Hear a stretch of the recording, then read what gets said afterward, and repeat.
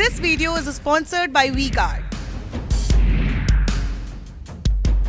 राजकुमार भाटी, देखिए सही तो है, वोट परसेंट से हम ये थोड़े बता सकते हैं कि कौन जीत रहा है कौन नहीं जीत रहा है। सुरेंद्र राजपूत गलत कह रहे हैं ना, बताइए राजकुमार भाटी।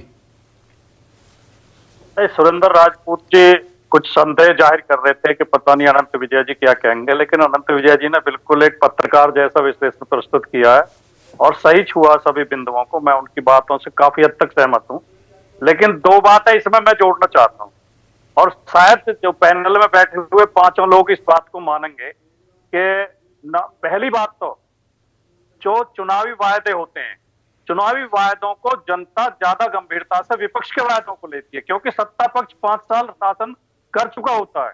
जनता के दिमाग में एक बात रहती है कि इन्हें करना होता तो ये 5 साल में करते थे। 5 साल तक तो हमें लूटते रहे, महंगा सिलेंडर देते रहे, कोई सुविधा मिली नहीं। अब जब चुनाव आ रहे हैं तो कह रहे हैं हम सस्ता सिलेंडर देंगे, हम कांग्रेस से भी सस्ता सिलेंडर देंगे। एक तो ये बात। दूसरे, वोट जो मतदाता जो ज्यादा उत्साह में डालता है, हमेशा सरकार बदलने के लिए डालता है। जो सरकार के पक्ष का मतदाता होता है आमतौर पर वो साइलेंट मतदाता होता है, वो ज्यादा नारा लगाते हुए, ज्यादा जोश दिखाते हुए मतदान केंद्र की तरफ नहीं जाता है। हमेशा विपक्ष का मतदाता जो है वो ज्यादा जोर शोर से मतदान केंद्र की ओर जाता है।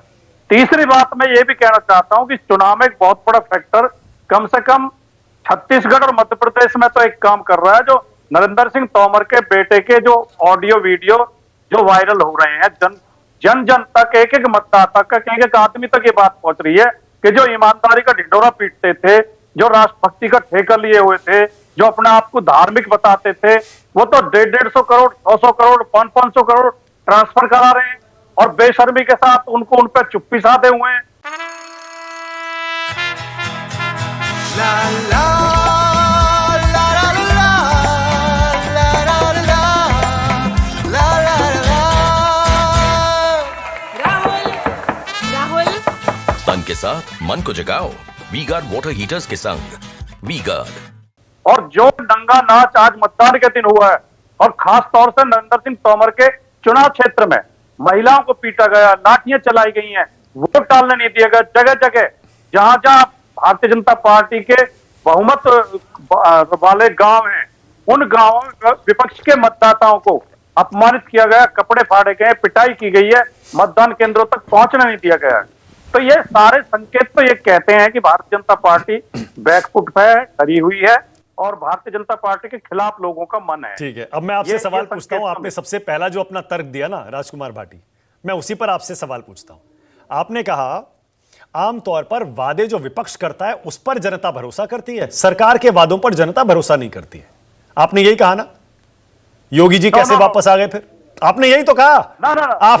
आपने कहा विपक्ष के वादों पर जनता भरोसा करती है, सरकार के वादों पर नहीं करती है। योगी जी 22 में कैसे वापस आ गए बताइए? मोदी जी 19 में कैसे वापस आ गए बताइए?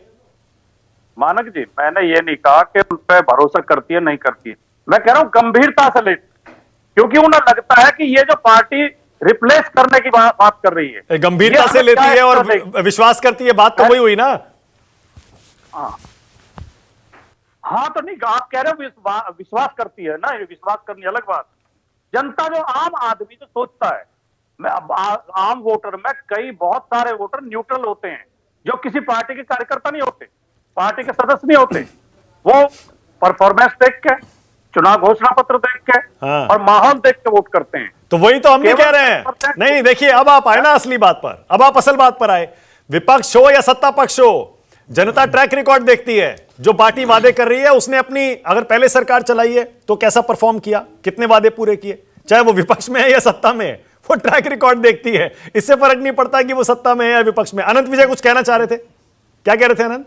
कमेंट, बट क्विक कमेंट है भाटी जी पर कि भाटी जी ने जो कहा कि उन्होंने वादों कहा, मुझे बातों सुनाई दिया है, तो शायद वो अखिलेश कह रहे होंगे कि जनता अखिलेश जी मतलब विपक्ष मतलब अखिलेश जी की बातों पर ज्यादा भरोसा करती है। अखिलेश जी ने मध्य प्रदेश में क्या कहा ये मैं नहीं कहूंगा, नहीं तो हमारे पैनल में बैठे कुछ लोग नाराज हो जाएंगे।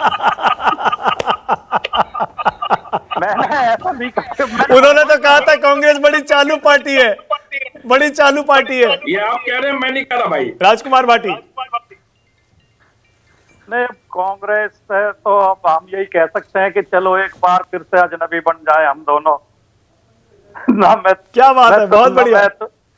न मैं तुमसे कोई उम्मीद रखूं दिल नवाजी की, न तुम मेरी तरफ देखो गलत अंदाज नजरों से।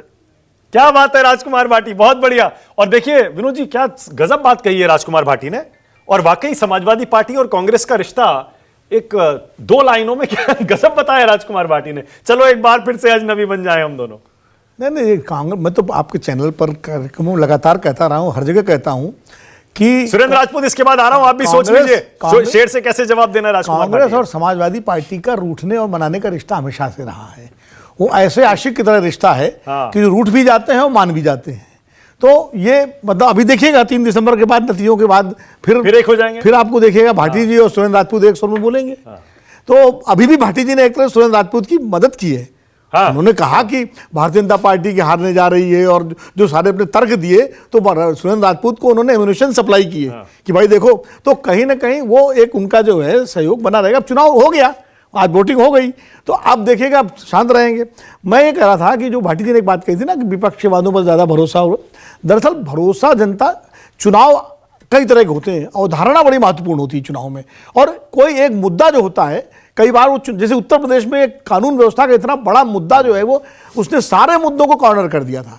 योगी जी की जो साख या जो उनकी छवि बनी कानून व्यवस्था को लेकर के, खास करके ऑर्गेनाइज्ड क्राइम जो था उसको, जिस तरह उन्होंने माफियाओं के खिलाफ अभियान चलाया, उसमें और फिर उसके पहले जो इलाहाबादी घटना हुई प्रयागराज की और सारी जो मुख्तार अंसारी, उससे जो माहौल बना योगी जी के पक्ष में कि भाई ये आदमी कुछ कर रहा है, उसने सारे मुद्दों को ढक दिया। अखिलेश जी ने बहुत मुद्दे उठाए, कांग्रेस ने बहुत उठाए, प्रियंका जी ने बहुत लड़की हूँ लड़ सकती हूँ सारे मुद्दे उठाए, लेकिन वहाँ डबल इंजन असली है यूपी में, योगी और मोदी।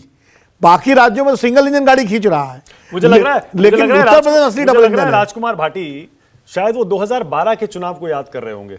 हाँ, हो सकता 2012 और 2017 का चुनाव, क्योंकि देखिए जब अखिलेश जी काम बोलता है का नारा लेकर गए थे, काम बोलता है, तब वो सत्ता में थे। 5 साल सरकार चलाने के बाद जनता के बीच गए थे, तब जनता ने उनकी सरकार की बात पर भरोसा नहीं किया, विपक्ष की बात पर भरोसा किया। 12 में वो विपक्ष में थे। इसीलिए राजकुमार भाटी कह रहे हैं विपक्ष की बात पर जनता शायद ज्यादा भरोसा। 12 में विपक्ष में थे जब मायावती जी चीफ मिनिस्टर थी, और तब उनकी बात पर भरोसा किया गया जब उनकी बात जब 225 सीटें जीती थी समाजवादी पार्टी। मानक जी, हाँ बोलिए भाटी साहब बोलिए। देखो, हम काम बोलता है कि नारे पर हम चुनाव हारे, लेकिन हमारी आस्था उसी नारे में बनी रहेगी। हम चाहेंगे कि काम पे ही चुनाव हो, काम पे ही वोट मांगे जाए, और हमारी आस्था इस बात में बनी रहेगी कि काम बोलता है। दूसरा, जो अभी विनोद जी ने कहा कि कांग्रेस और समाजवादी पार्टी लड़के और फिर एक हो जाएंगे, हो सकता है कांग्रेस के मित्र भी यही सोच रहे हो और संभव है कि ये हो जाए।